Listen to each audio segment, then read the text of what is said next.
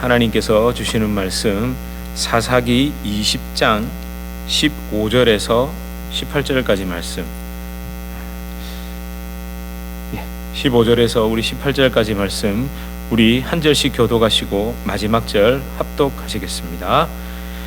그때에 그 성읍들로부터 나온 베냐민 자손의 수는 칼을 빼는 자가 모두 2만 6천 명이요 그 외에 기브아 주민 중 택한 자가 700명인데 이 백성 중에서 택한 700명은 다 왼손잡이라 물매로 돌을 던지면 조금도 틀림이 없는 자들이더라.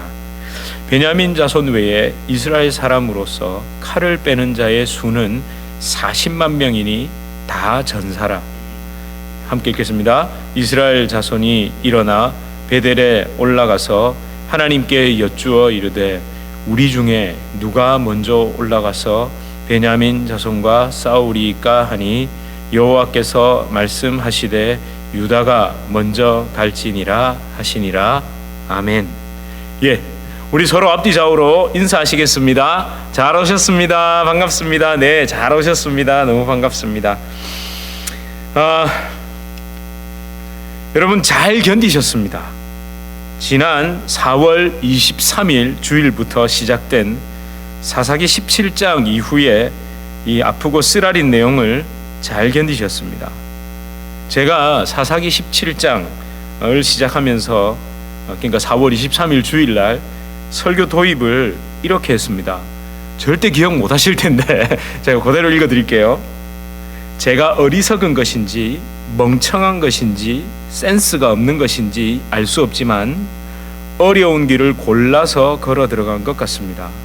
다른 것이 아니라 성경 말씀 따라가는 설교를 하겠다는 생각입니다. 흔히 말하는 강해 설교라는 거창한 단어는 쓸 수 없습니다.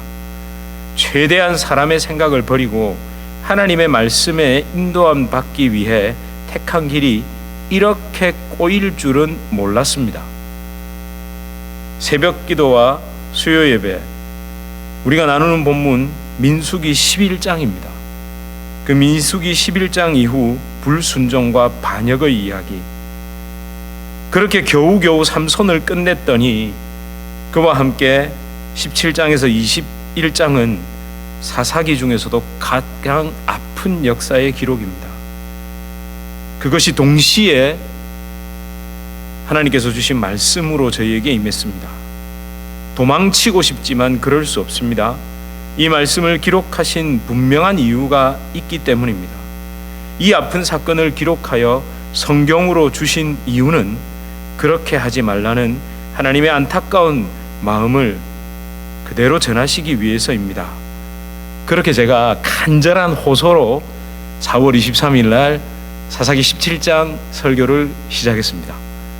혹시 기억하시는 분 계세요? 나중에 아니면 돌아가셔서 들어보시면 제가 그렇게 시작했습니다. 근데 여러분, 여기서 제가 한 가지 이런 질문 안 해보세요? 여러분이 성경의 저자라고 생각하시면 여러분이 성경을 기록하시는 거예요. 성령의 감동 없이 기록을 합니다. 사람이면 이런 이야기 기록하고 싶을까요? 그렇죠. 좋은 얘기만 기록해도 모자랄 판에 이렇게 두껍게 있는데 그런 거 좀 빼도 되잖아요. 그런 생각 안 해보셨어요?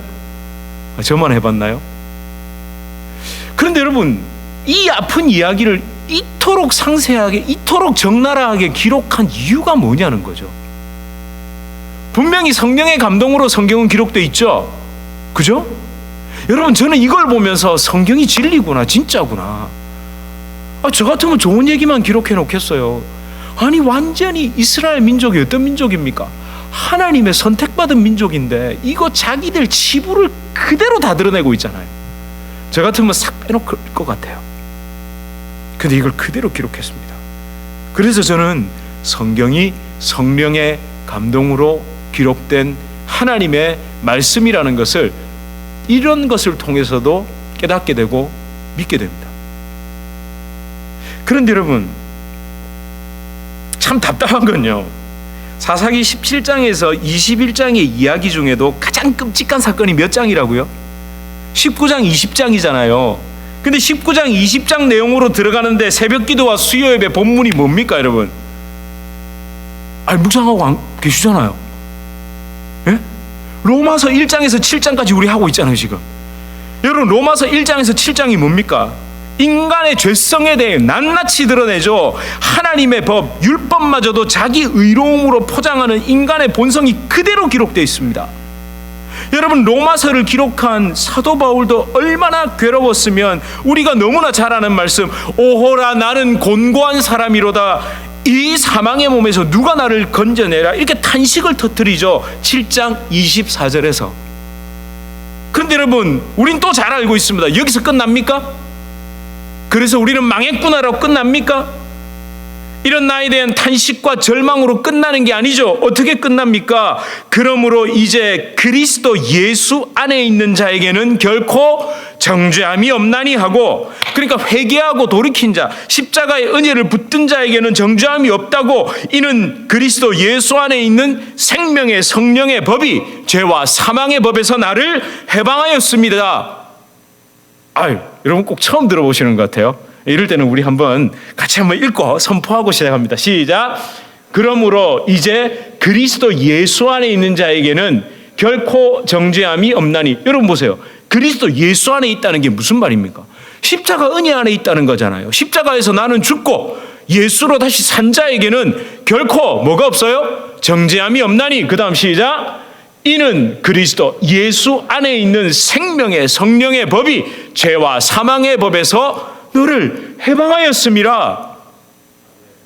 여러분 7장까지 없이 8장이 있습니까? 아니 그리고 7장까지만 있습니까? 왜요? 둘 다 있잖아요. 여러분 우리 그 은혜 안에 붙들려 있는 사람들입니다.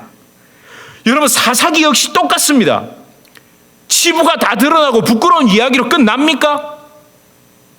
끝납니까? 끝나는데 이러는 분이 있으면 곤란합니다. 기대하시라 개봉박두 21장이 있다고요. 근데 또 이럴 수 있어요. 미리 읽어보시면 21장? 여자들 보쌈에다가 저러는데 저게 뭐지?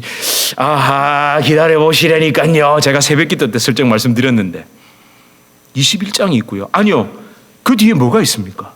룻기가 있잖아요. 룻기까지가 사사기잖아요. 룻기는 사사시대에 있었던 이야기라고요. 사실은 단절이 없죠. 연결이 되죠. 사무엘상도 다 연결됩니다. 하나님은 큰 구원자를 준비하고 계신다고요.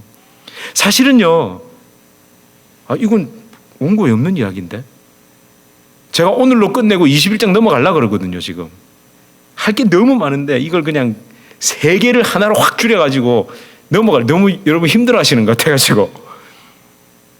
여러분 하나님이 개입하기 시작하십니다. 17장 이후부터 20장까지 하나님이 한 번도 안 나옵니다. 근데 이제 서서히 하나님이 개입하기 시작하신다니까요. 우리가 그게 보여야 돼요. 하나님이 어떻게 개입하고 계시는지. 여러분 제가 서론이 좀 길었습니다. 마지막 남은 고비, 그러니까 8부 능선, 이제 이걸 넘어야 되기 때문에 이제 오늘 끝나면 제가 말씀드린 대로 21장으로 좀 넘어가려고 하는데 설문조사를 좀 해볼까요? 끝까지 다 해라 20장. 아니면 괴로워서 안 되겠다 21장 넘어가자. 설문조사를 좀 해보고 제가 거기에 따라서 좀 해야 되나 이런 생각을 해봤는데 아무튼요. 여러분 오늘 설교 제목이 뭐죠? 안 보셨어요? 네 글자밖에 안 되는데 오늘 설교 제목 믿는 구석. 이걸 영어로 하면 맞는지 모르겠어요. Got someone behind one's back. 예, 맞습니까? Got someone behind one's back. 맞나요? 믿는 구석 뒤에 뭔가가 이렇게 든든한 게 있다는 거예요. 예. 오늘이 그러니까 여러분이 믿는 구석이라는 의미를 잘 아실 겁니다. 뭔가 의지하고 믿는 어떤 게 있다는 거죠. 구석은 뭡니까? 숨겨진 것, 궁극적인 것, 겉으로는 아닌 것 같은데 결국에는 그걸 의지하고 있다는 거예요. 그래서 그런 행동도 나오고 그런 결정도 한다는 거죠. 제가 정확하게 설명드린 거 맞습니까? 저 믿는 구석이 있대 이렇게 말하면, 그죠? 여러분 사람마다 믿는 구석이 있습니다. 왜 그렇습니까? 인간은 절대 의존적인 존재잖아요. 어디엔가 기대 있잖아요. 제가 굳이 뭐 사람 인자는 뭐 두 개가 기대 있고 이런 얘기 안 해도 인간은 절대 의존적인 존재가 맞습니다. 여러분, 오늘 말씀을 나누는 가운데 저는 솔직하게 우리 정말 하나님 앞에서 저와 여러분이 믿는 구석, 그게 뭔지, 진짜 의지하고 믿는 구석이 무엇이며 또 무엇이 돼야 하는지 다시 한번 점검하게 되길 원합니다. 사사기 20장에 기록된 전쟁의 원인을 한꺼풀 더 벗겨내고 들여다보면요, 베냐민 지파도, 그러니까 베냐민 지파를 제외한 또 나머지 11지파, 온 이스라엘도 지금 전쟁이 누구와 누구의 싸움입니까? 베냐민 지파와 나머지 11지파의 싸움이잖아요. 여러분, 이게 상대가 됩니까? 근데 이게 전쟁이 일어나 버렸다고요. 이게 두 개가 부딪혀서 전쟁이 일어났어요. 근데 이게 전쟁이 왜 일어났을까요? 아니, 여러분, 전쟁 그냥 합니까? 그래요. 쉽게 말해서 이제 곧 6.25가 다가오잖아요. 6.25 전쟁. 예? 김일성이 그냥 내려왔습니까? 어느 날 기분 나빠서 저거 한번 대한민국 손봐야 되겠다고 그냥 쳐내려왔나요? 믿는 구석이 있었잖아요. 믿는 구석. 믿는 구석이 뭐였습니까? 소련과 중국이었잖아요. 그러니까 매 가가지고 언제 칠까요? 도와줄 겁니까? 안 도와줄 겁니까? 저 미국은 신경 쓰지 마세요. 안 들어올 거예요. 에치스 라인은 껐거든요. 뭐 이러면서 막 자기들끼리 하다가 그래 해보자 하고 온 거잖아요. 제가 지금 다른 얘기, 다들 표정들이 왜 그러세요? 믿는 구석이 있었잖아요. 그러니까 침공한 겁니다. 실제로 무기도 어마어마하게 지원을 이미 받았고. 여러분, 그렇다면 이 끔찍한 전쟁까지 간 것은 서로에게 믿는 구석이 없었다면 이런 말도 안 되는 전쟁을 하지 않았을 겁니다. 자, 그렇다면 베냐민 지파, 특히 그 기브아 주민들의 믿는 구석은 무엇이었을까요? 동시에 온 이스라엘 지파의 믿는 구석이 무엇이었을까요? 답은 16절에서 17절에 있습니다. 제가 보통 길게 읽는데 이걸 강조하기 위해서 읽었습니다. 여기에 답이 있습니다. 한번 읽어보실까요? 다시 16절, 17절입니다. 시작. 이 모든 백성 중에서 택한 700명은 다 왼손잡이라 물매로 돌을 던지면 조금도 틀림이 없는 자들이더라. 그리고 시작. 베냐민 자손 외에 이스라엘 사람으로서 칼을 빼는 자의 수는 40만 명이니 다 전사라. 16절로 가보시죠. 여러분, 믿는 구석이 뭔지 느낌 오세요? 왜? 제가요, 쓸데없이 기억력이 좋은가 봐요. 예전에는요, 이게 조금 호리도 틀림이 없더라 이렇게 돼 있었어요. 옛날 개역 한글 성경이라 고개를 끄덕하시네요. 저는요, 그때 사실 호리라는 말이 무슨 말인지 몰랐고요. 제가 어릴 때 제가 약간 국어 실력이 좀 있었나 봐요. 이걸 읽다가 아니 뜬금없이 15절, 16절, 17절 가는데 왜 16절이 왜 들어갔을까요? 여러분 15절을 한번 보세요. 거기에 보면 뭐가 나오죠? 숫자가 나옵니다. 그렇죠. 22,000명이요. 그 외에 기브아 주민 중 택한 자가 700명이라 하고 17절로 넘어가면 오히려 자연스럽지 않으세요? 왜냐하면 26,000명 대 700명, 26,700명 대 40만 명의 싸움이다. 이러면 되는데 아니 16절에 갑자기 그 사람들은 뭐다? 왼손잡이다. 물매를 던지면 조금도 틀림이 없다. 어릴 때 왜 물맷돌 이렇게 쫙 던지게 해보셨어요? 혹시 나이가 지긋하신 분들 중에 그런 거 해보신 분 계시나요? 그거 어렵잖아요. 안 쉽습니다. 굉장히 어렵습니다. 우리 또 다윗도 뭘 잘했습니까? 이거 여러분 예전에 이게 여러분 역사적으로 그걸 모르시는군요. 알렉산더 대왕의 그 또 기술 중에 하나가 경보병이거든요. 그 사람들이 무장을 두 개 했습니다. 칼과 가볍게 갑옷을 입고 칼과 물매를 들고 적의 측이나 후방을 쳤습니다. 교란시키는 거죠. 모르셨군요. 이런 얘기하면 또 재미 별로 없으시죠. 우리 여자 성도님들은. 남자 성도님들은 눈이 좀 반짝반짝 하시는 것 같아요. 여러분 이 물매 돌리는 게 보통이 아닙니다. 여러분 이게 뭐겠습니까? 한마디로 베냐민은 뭘 믿었다는 겁니까? 2만 6천 명을 믿은 게 아니라 그 700명, 그 700명 중에서도 전투 기술이 뛰어난, 여러분 생각해 보세요. 딴 사람들은 오른손으로 이렇게 칼싸움을 하는데 걔들은 왼손과 오른손으로 다 할 수 있는 거예요. 왼손에는 칼을 들고 오른손으로 물매를 던진다. 여러분 이게 뭘 의미하겠습니까? 예, 그냥 말 그대로 일당백이라는 겁니다. 게다가 여러분 물매는요, 활이랑 다르게 거의 탄약이라면 좀 이상한데 탄약이 무한대죠. 땅바닥에 널린 게 돌이잖아요. 아니 활은 한 20, 30개 들고 나면 못 들고 다닌다니까요. 그리고 그 거추장스러워요. 길고 막 이래가지고 만들기도 비싸고. 근데 이거 물매는요, 예. 여러분 말 그대로 기브아 사람들이 일당백의 전사들이었고, 베냐민 사람들이 믿는 구석은 바로, 베냐민의 믿는 구석은 기브아 사람들, 그 기브아 사람들 700명의 전투 기술이었던 거예요. 그러니까 이스라엘 사람들이 찾아와서 처음부터 베냐민 다 죽여버리겠다 이랬습니까? 기브아 사람들 그 불량배들 내놔라 그랬죠. 그 범죄를 저지른 자들 내놔라 이러니까 어떻게 했습니까? 못 주겠다 그랬잖아요. 그러면서 바로 넘어가는 게 이 전투 기술이 있다는 걸로 넘어가. 그러니까 성경이 뭘 말하고 싶은 겁니까? 그 사람들의 믿는 구석은 전투 기술이었던 거예요. 뭐가 아니었죠? 하나님이 아니었던 겁니다, 이 사람들은. 그 다음에 나머지 온 이스라엘이 믿는 구석이 뭘까요? 예, 숫자죠. 몇 명? 우리 40만 명이라는 거예요. 야, 너희 아무리 2만 6천 명 플러스 700명 해봐야 머릿수로는 흔히 말하는, 이런 말 써도 되는지 모르겠어요. 다구리에 장사 없다 이런 거 아세요? 모르세요? 요즘 애들 많이 쓰는데 모다구리라 그러거든요. 그 경상도 사투리인지 진짜 모다구리라는 말 아세요? 그러니까 집단으로 두들겨 팬다는 거예요. 다구리에 장사 없다. 집단으로 두들겨 패면 너희들 장사 없다는 거예요. 여러분 그냥 한 게 아닙니다. 이 디테일하게 좀 읽으신 분들은요, 전쟁에서 가장 중요한 게 사람 군인의 숫자일까요? 아니면 보급일까요? 보급입니다. 미군의 무서움이 뭔지 모르세요? 보급입니다. 일본군도 독일군도 미군과 싸우다가 처음에는 만만하게 봤다가 뭐에서 절망한 줄 아세요? 보급품 보고 절망했다잖아요.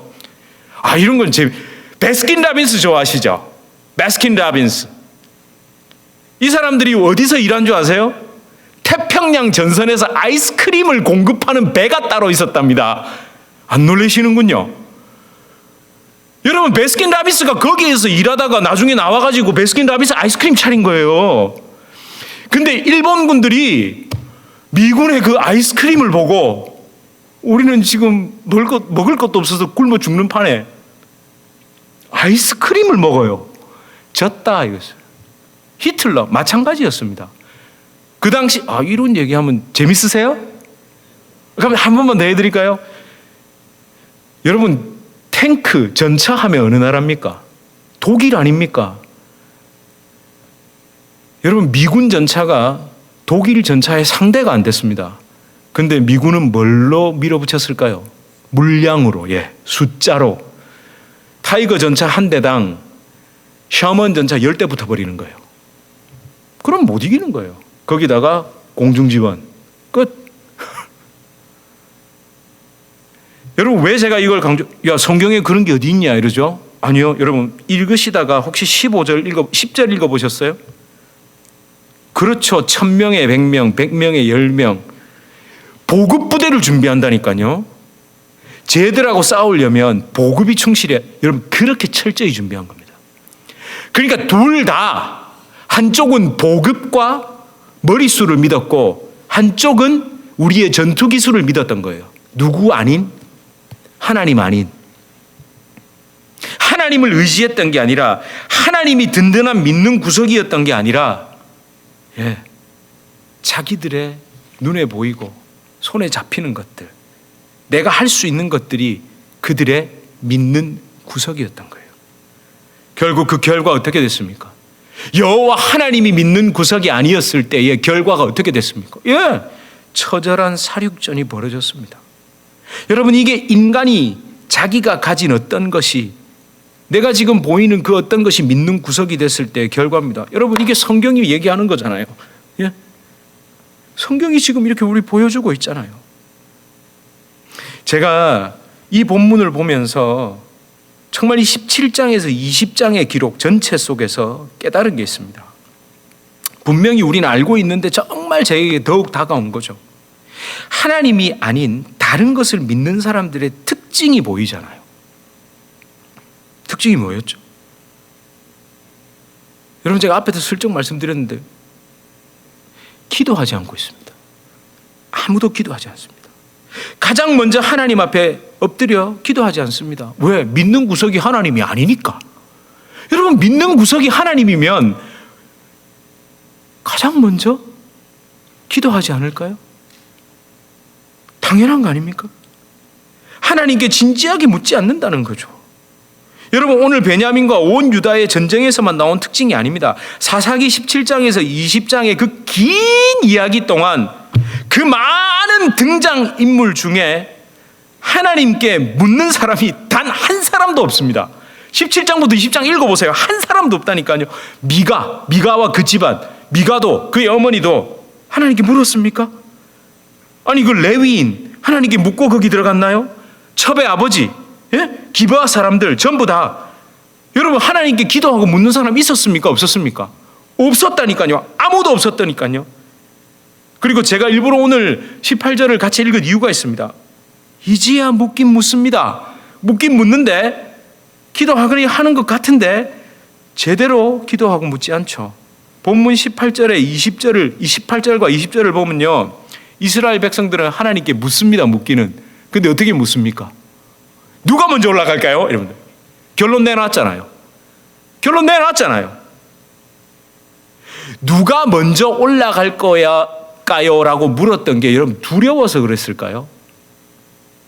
자기 머릿속에는 우리가 이미 정당하다라는 생각을 하고 있으니까 우리 11 중에 하나가 올라가면 하나님이 당연히 뭘 주실 거다, 내 손 들어 주실 거고 승리를 주실 거라고 생각하니까 먼저 올라가야 뭐가 됩니까? 선봉장이 되고 공을 차지할 수 있잖아요. 그렇게 묻죠. 그런데 여러분, 하나님의 응답이 참 무섭죠. 그렇게 묻는 거 아니야, 그렇게 묻는 거 아니야, 다시 물어가 아니라 유다가 먼저 올라가라. 유다가 먼저 올라가라. 아마 신났을 겁니다. 하나님이 우리에게 기회를 주신다고. 근데 결과는 말하지 않아도 아실 겁니다. 하나님은 묻는 동기를 보시거든요. 왜 묻는지를 아시거든요. 왜 그렇게 무릎을 꿇고 하나님 앞에 주님, 내 생각 반대로 되게 해주십시오, 하나님 내 생각이 틀렸습니다라고 제가 그렇게 기도할까요? 요걸 알기 때문에. 하나님은 제가 기도하고 묻는 동기와 이유와 목적을 다 아시기 때문에 그렇게 기도할 수밖에 없습니다. 그러나 또 여기서 끝이 아니죠. 사실은 이게 이제 제가 한 두세 번 더 하려고 했던 그 내용인데 오늘 그냥 다 하고 그냥 넘어갈게요. 설문조사 안 할게요. 여러분, 26절에서 28절을 봐야 됩니다. 우리 한번 같이 보실까요? 26절 시작. 이에 온 이스라엘 자손 모든 백성이 올라가 베델에 이르러 울며 거기서 여호와 앞에 앉아서 그 날이 저물도록 금식하고 번제와 화목제를 여호와 앞에 드리고. 여러분, 눈치가 빠르신 분들은 이제 장소가 어디로 옮겨졌죠? 미스바에서, 기브아에서 어디로? 베델로. 거기에 뭐가 있답니까? 시작. 이스라엘 자손이 여호와께 물으니라. 그때에는 하나님의 언약궤가 거기 있고. 이제 여러분, 미스바에서 베델까지는 얼마였다고요? 거리가? 1시간여밖에 안 떨어져 있다고요. 옛날에 여러분 걸어서 시골에 사시던 분들 한 1시간 거리는 어떻습니까? 하루 그냥 갔다 오는 거예요. 목욕하러 3시간 걸어갔다는 사람도 제가 봤거든요. 그 3시간 걸어갔다가 오면서 땀 흘리면 그 무슨 소용이 있나 싶긴 한데 그랬대요. 예. 아니 목욕하러 3시간도 걸어가는데 이거 1시간이면 가요. 1시간이면 5, 6km면. 근데 이제야 갑니다. 이제야. 여러분, 그 미스바에서 베냐민을 공격하려던 그 온 이스라엘 백성이 그 죽이는 칼을 거두고 여호와 언약궤가 있던 그 베델에서 하나님 앞에 금식하며 회개하는 제사를 드렸을 때 베냐민에 대한 승리를 약속하셨습니다. 그러나 이것도 끝은 아닙니다. 뒤에 읽어보시면 온 이스라엘이 너무 많이 나가죠. 베냐민을 거의 멸족 수준으로 해버리죠. 그게 또 착각해서 그런 거예요. 자기들이 의로워서 하나님께서 너희에게 승리를 주시겠다고 한 게 아닌데. 그렇지만 제가 말씀드렸듯이 21장에서 하나님이 모든 것을 수습하십니다. 기대하시라, 개봉박두 이런 얘기하면 안 되나? 커밍순 이래야 되나요? 여러분, 진짜 성경은요, 살펴보면 살펴볼수록 내가 보이고 이런 나를 살리시는 하나님의 은혜가 담겨 있죠. 여러분, 제가 오늘 말씀을 묵상하면서 제목을 믿는 구석이라고 정하면서 갑자기 옛날 기억이 좀 떠올랐습니다. 제 아버지 세대 분들, 좀 나이가 많으신 분들, 그 중에서 힘 좀 쓰신 분들, 조금 좀 이렇게 놀았다는 분들이 자주 하셨던 말이 기억나요. 특히 예수님 믿으라고 전하면 심심치 않게 보인 반응이 있죠. 예수 믿느니 차라리 뭘 믿어라? 내 주먹을 믿어라. 안 들어보셨어요? 한 번도 안 들어보셨어요? 예수 믿느니 차라리 내 주먹을 믿어라. 이런 얘기 안 들어보셨어요? 여러분, 제가 곰곰이 생각해 봤거든요. 아니, 왜 하고 많은 것들 중에 내 주먹일까요? 아니, 돈도 있고 학벌도 있고 명예도 있고 집안도 있고 인물도 있고 여러 가지 있잖아요. 아니, 왜 그때는 주먹을 믿으라 그랬을까? 야인 시대의 영향인가? 김두한, 시라소니, 이정재, 이마수 이런 건가? 그럴 수도 있겠죠. 근데 아니요. 그건 제가 순진했던 거고요. 1950년대, 60년대, 아니 70년대 초반까지 우리는 모두 다 가난했죠. 흔히 말하는 달랑 두 쪽 차고 있다 이런 표현도 쓰고요. 그건 진짜 아무것도 없는 분들은, 힘도 없고 이런 분들은 내가 가진 게 있나 달랑 두 쪽 차고 있다 이런 표현 썼고, 힘 좀 꽤나 쓰신 분들은 내 주먹을 잃었다고요. 예. 가진 것이 내 몸뚱이 하나밖에 없다는 거죠. 그래서 주먹이 돈보다 법보다 믿을 수 있는 구석이었다는 거예요. 그렇다면 여러분, 요즘은 어떨까요? 요즘 들어서 달랑 두 쪽이니 주먹을 믿으라니 이런 얘기하시는 분들을 제가 요즘은 들어본 일이 잘 없어요. 요즘 젊은 사람들 중에 내 주먹을 믿어라 그랬다가는 요즘 뭐라는지 겜값이라고 들어보셨어요? 그게 뭔지 아세요? 차라리 주먹으로 때리면 한 대 맞고 뜯어내겠다. 여러분, 합의금 부르는 게 값이거든요, 한국은. 여러분, 한국은 정당방위 이런 개념이 잘 없어가지고 무조건 때리면 맞아야 됩니다. 그러니까 깐쩍깐쩍 놀려가지고 때려서 맞고 받아내는 게 오히려 돈 버는 길이다. 이렇게 나오거든요. 요즘은 뭘 믿습니까? 은행 계좌의 잔고, 부동산, 주식, 보험, 연금, 코인, 나의 화려한 직업, 커리어, 등등등등. 요즘 그런 걸 믿죠. 예. 사실 하나님만 의지하고 하나님만 이 나의 믿는 구석입니다라는 사람이 참 찾아보기 힘들죠. 여러분, 제가 사실은 참 오늘 이거 얘기하면 너무 연구 박제되는데 부끄러운 고백을 정말 해요. 그때 정말 제가 착각했거든요. 혹시 이걸 들으시는 그때 그 자리에 그때 저와 함께 사역하셨던 분들이 계시고 저와 함께 신학대학원을 다니신 분들이 계시다면 정말 사과드리면서 제가 이 얘기를 하겠습니다. 믿는 구석이 오직 하나님, 오직 예수 그리스도가 아닐 때 나오는 저의 반응이 뭐였는 줄 아세요? 안 되면 치우지 수 틀리면 뭐 답답할 거 있나? 제 입에 붙은 말이 다 때리치워라 이거죠. 다 때리치워라. 신학대학원을 들어갔을 때도 저는 믿는 구석이 있었죠. 돈도 벌었고요. 강의도 나가고 있었고 연주도 하고 있었고 어떨 때는 유혹도 받았습니다. 차라리 오늘 수업 좀 땡가 묻고 저녁에 연주하고 오면 돈이 제법 짭짤하단 말이에요.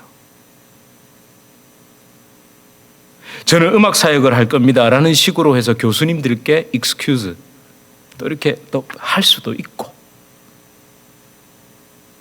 그러다 보니 저도 모르게 1학년, 2학년 이렇게 다닐 때 전도사님들하고 막 얘기를 하면 난 뭐 답답할 거 없다고 나 이거 뭐 신대원 그만둬도 괜찮다고 이런 말을 저는 굉장히 쿨한 사람처럼 저도 모르게 내뱉었던 거예요.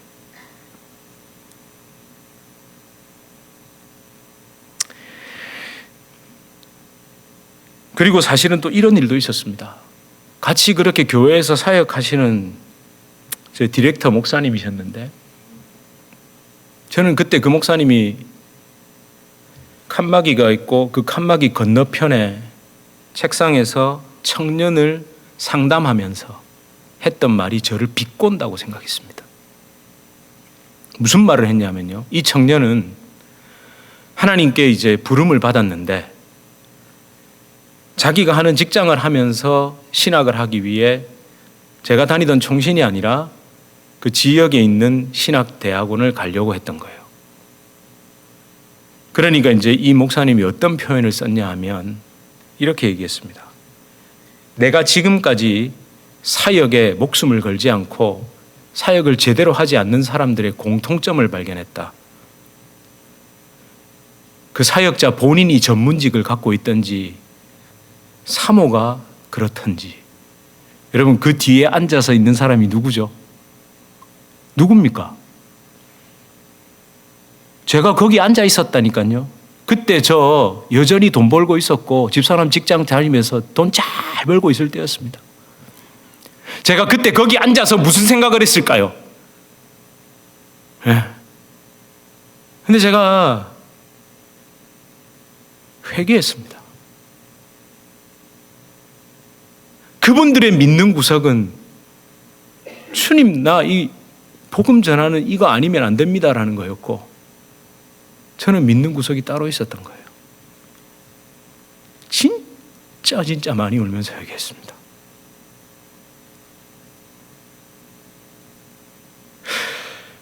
사랑하는 성도 여러분, 진짜 하나님을 의지하십시오.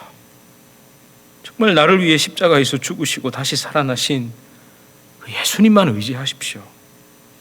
변함없이 나를 붙들고 계신 성령님만 의지하십시오. 여러분, 그럴듯한 상황에서 의지하는 게 아닙니다. 진짜 전쟁 같은 상황에서 의지하는 겁니다. 여러분, 시편 115편 11절입니다. 우리 함께 읽어보실까요? 시작. 여호와를 경외하는 시편 시작. 여호와를 경외하는 너희는 여호와를 의지하라.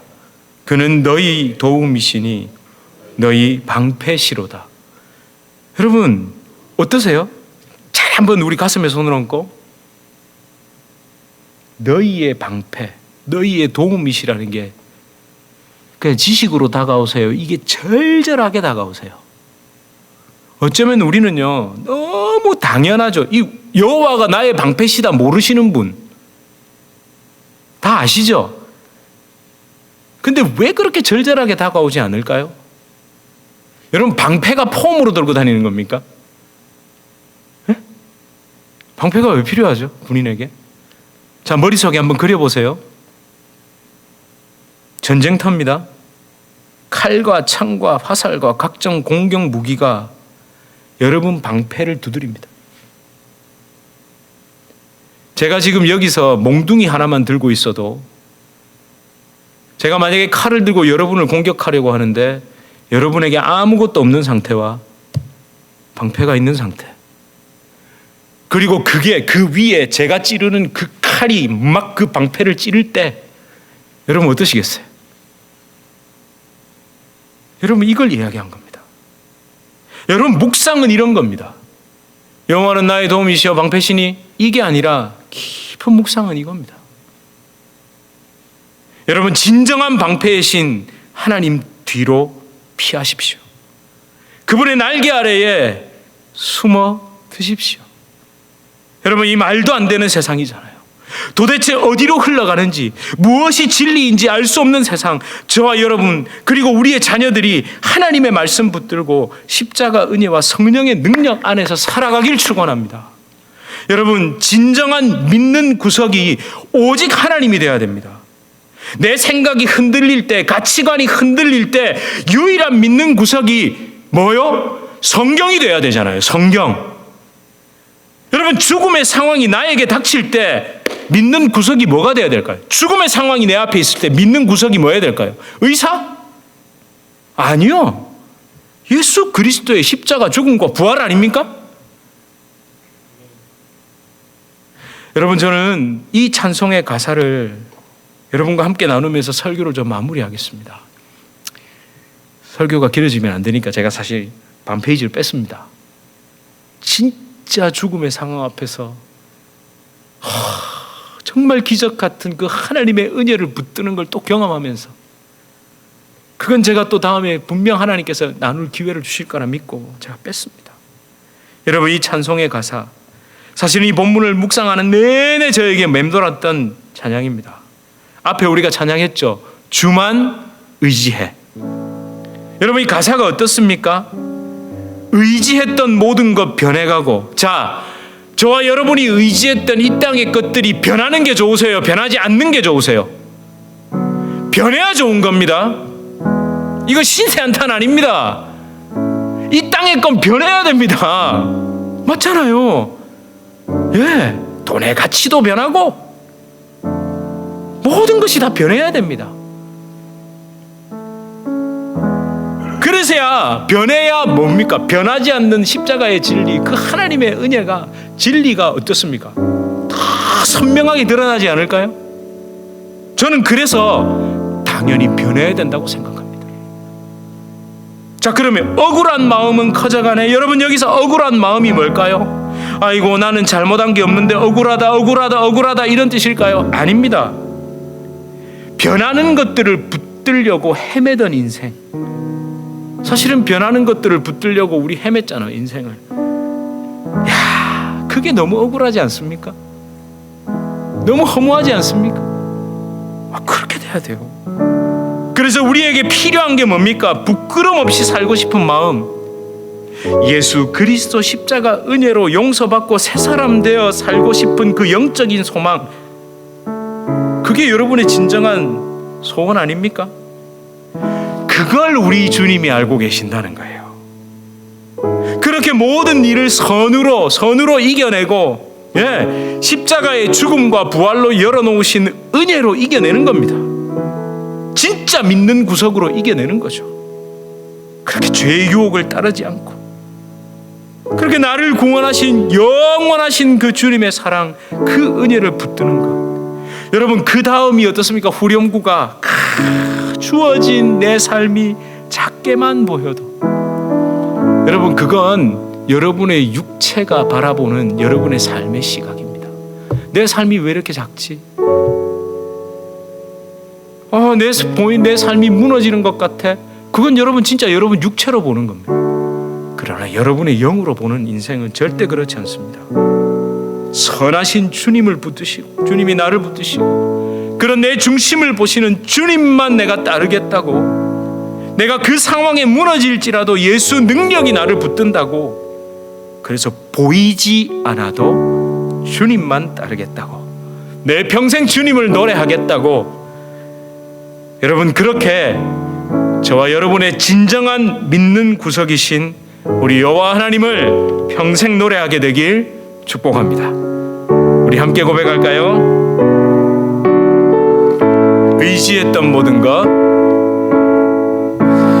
의지했던 모든 것 변해가고,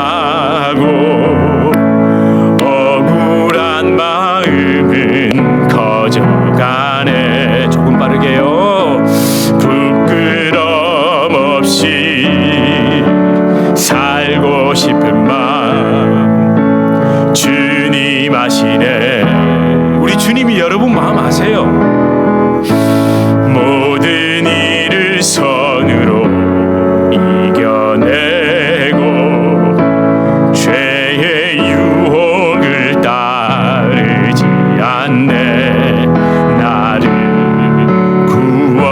구원하신 영원한 그 사랑, 그 신준에 날 붙드시네.